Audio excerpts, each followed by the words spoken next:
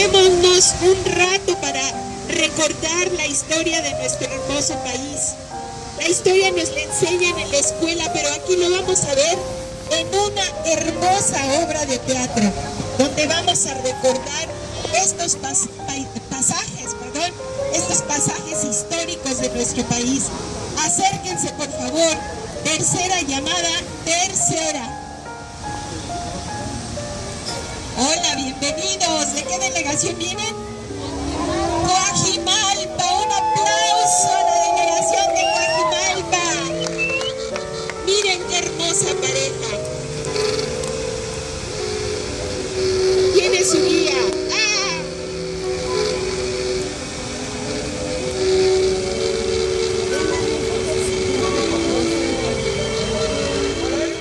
Quiero que me hagan un favor. Primero vamos a llegar a este lugar maravilloso, que es el Kiosco del Pueblo. El Kiosco del Pueblo que fue elegido por Porfirio Díaz hace ya muchísimo tiempo también. Pero aquí vamos a empezar con nuestro recorrido. A mí me invitaron los conservadores y la iglesia mexicanos a venir a gobernar México. A mí me dijeron que la población mexicana deseaba un emperador y me mandaron muchas cartas para que aceptara y finalmente accedí. Debí suponer que los conservadores y la iglesia me abandonarían irremediablemente para hacer respetar las leyes reformistas. Vine con Carlota. De hecho, bueno, yo ya había tenido un protectorado en Lombardía, ya había sido gobernante, entonces ya tenía la experiencia. Aunque la verdad yo prefería dedicar mis días a pasar en mi castillo de Trieste. Soy completamente solo. Tengo miedo.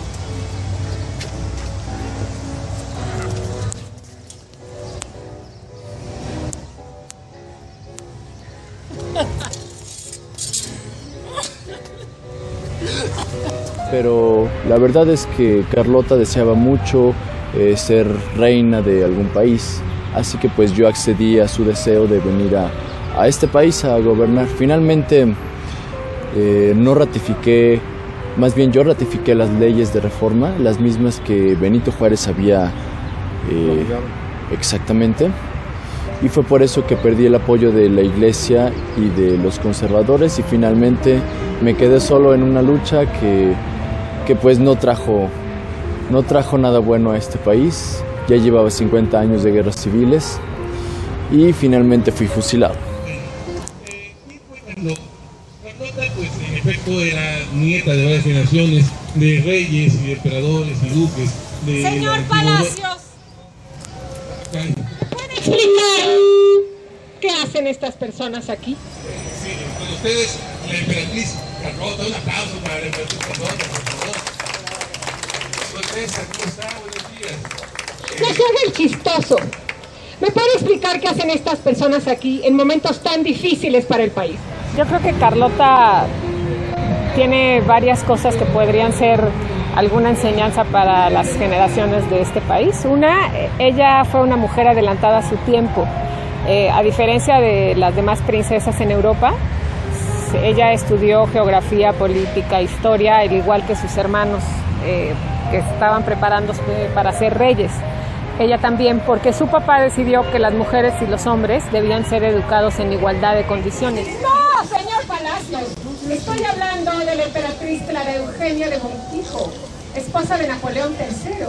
Esta mujer parece ser su pariente. Su parecido es innegable. Dígale, seguramente trae correspondencia de Francia. Dígale que nos vemos en el castillo en 5 minutos. No creo que sea necesario. Disculpe, ¿es acaso usted pariente de la emperatriz Eugenia de Montijo, esposa de don Napoleón III? No, pero traerá alguna carta para la emperatriz, ¿no? Algún telegrama, una misiva, un boleto de metro, un pago del cable, lo que sea. Fue una princesa sui generis porque ella estaba decidida a gobernar y de hecho cuando llegó a México lo hizo bien.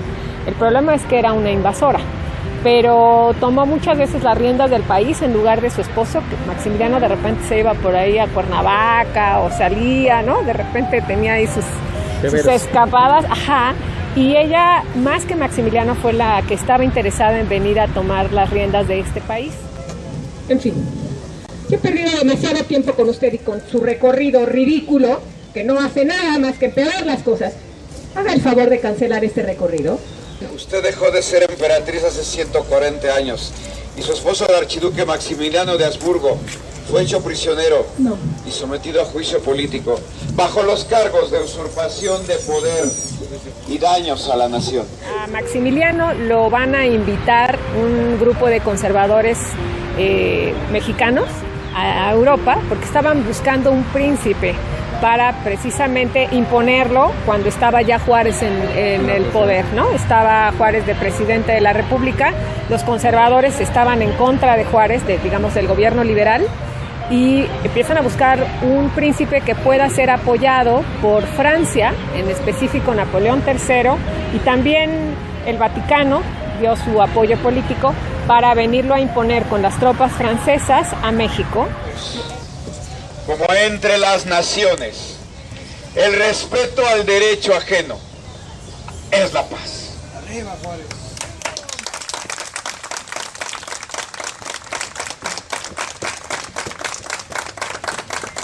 ¿Le pasa algo, don Rodolfo? Ay, Domenito. Oiga, Domenito, ¿me puedo hacer una pregunta? Dígame. ¿Fue usted feliz? ¿Qué te diré, hijo? Mira, la felicidad no es lo más importante en esta vida. Pero ¿cómo dice, Domenito? No es precisamente eso lo que vivimos ser felices. Bueno, sí. Pero la felicidad en el mayor de los casos es un regalo. Bueno, mira, en primer lugar la vida fue bastante dura. Tuve lo que se llama en algún momento un cierto caso de discriminación, tanto de racismo como de clasismo. Afortunadamente en la vida encontré gente que me pudo ayudar y encauzar con el padre Salanueva. Gracias a él empecé a de verdad aprender mucho. Él era una gente muy instruida, fue mi mentor. Y después, aunque él quería que yo me fuera al seminario a seguir la carrera de sacerdote, la verdad descubrí que no era para mí. En realidad yo tenía más idea de lo que es pues, luchar por los derechos de la gente. Yo veía mucha pobreza, veía los abusos, veía cómo la iglesia en especial abusaba con los bienes de la nación. Entonces eso lo fui aprendiendo en derechos, por ejemplo, cuando estudié derecho. Es que no tiene caso que yo me quede aquí. Aquí es muy aburrido, ya con ustedes se ve que era mucho más divertido. Piensa que nuestro tiempo era como estar jugando en una feria, don Rodolfo, por favor. Precisamente, es como ser niño de nuevo. Aquí me la paso aburrido, atrás de un escritorio, 8 horas, estudiando la historia que escribieron mucho. Don Rodolfo, aquí la historia la escribe usted. En la cárcel estuve 2 ocasiones y una de ellas como informe mi amigo me mandó porque era yo una amenaza en el momento para sus planes. Y después cuando él renunció entré a la presidencia interinamente y duré ya 10 años interino. Perdón. Precisamente, eso es lo que tiene que aprender a hacer, don Rodolfo.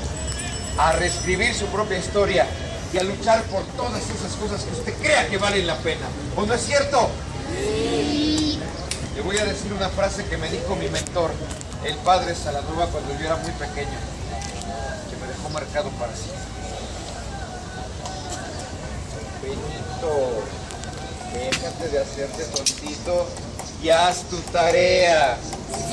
Bueno, mira, en primer lugar, los estudios, el conectarte, el conocer gente de gobierno, el haber tenido algún cargo público ahí en Oaxaca, hasta que llegué a un grupo de gente bastante admirable como Melchor Ocampo, entre otros, Guillermo Prieto, que era un grupo de trabajo, entre ellos Comonfort cuando llegó a ser presidente, de los cuales éramos todo un conglomerado de gente que la verdad nos echamos al país en su momento en los hombros para sacarlo adelante.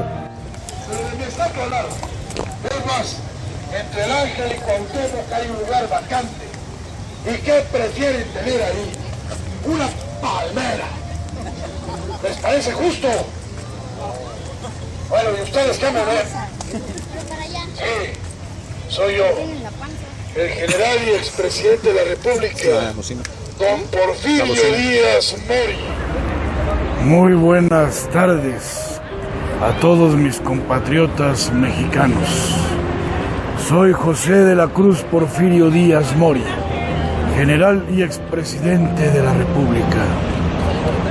Quiero decirles que es para mí una pena terrible ver que este país, después de 100 años de mi muerte, no me ha reconocido todavía tanto que yo hice por este país. Depende mucho más Rodolfo Rizo Palacios, guía de turistas de la Ciudad de México, que fácil.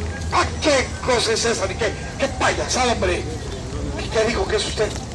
Guía de turistas, venimos con el programa Sonrisas por tu Ciudad. Precisamente le quería agradecer que nos acompañe esta mañana para agradecer un poquito, bueno, para tener un poquito de historia. Vaya, hasta que me encuentro a alguien agradecido. ¿Y por qué lo dice, don Porfirio? Porque la historia de este país no me reconoce, aunque en mis vituperados 30 años México alcanzó su primer periodo de desarrollo económico y de paz social desde la independencia. Pero algo que se les olvida o no quieren mencionar son todos los logros que se hicieron para hacer de México una nación económicamente fuerte cuando México estaba endeudado. Y yo logré que México tuviera las arcas llenas y con el dinero suficiente para afrontar la problemática de ese entonces. Pues sí, pero ¿a qué precio, don Porfirio? ¿Cómo que a qué precio, Bonifacio? ¿Y cómo esperaba usted poner en orden a un país con más de 60 años de guerras civiles y de intervenciones extranjeras? No, pues sí, pero mire usted que aceptar que la situación en el campo con los campesinos y la industria con los obreros dejó muchísimo que desear. Pues mire, no veo que hayan cambiado mucho, Que ya pasaron más de 100 años. Pues sí, pero debe saber que los tiempos han cambiado. ¡Ah, qué cambiado! ¿Me cambies? ¿De qué nada? Mira, Bonifacio, cuando Juárez murió, le dejó la presidencia a su amiguito Lerdo de Tejada. Y ninguno de los dos supo allegarse de los suficientes recursos económicos para hacer de México una economía fuerte. Mire, jovencito, yo estoy seguro que es una cuestión de intereses políticos, como suele suceder, y por ahí de la herencia que dejaron muchos detractores míos. Mire, yo renuncié voluntariamente a la presidencia por consejo de Carmelita, mi esposa, viendo que el país podía caer en una nueva guerra porque había corrientes en contra mía y había probabilidades de que corriera mucha sangre. Yo pensé que renunciando a la presidencia se iba a evitar y me autoexilio hacia Francia. Su amargo pesar, con la más sincera cordialidad.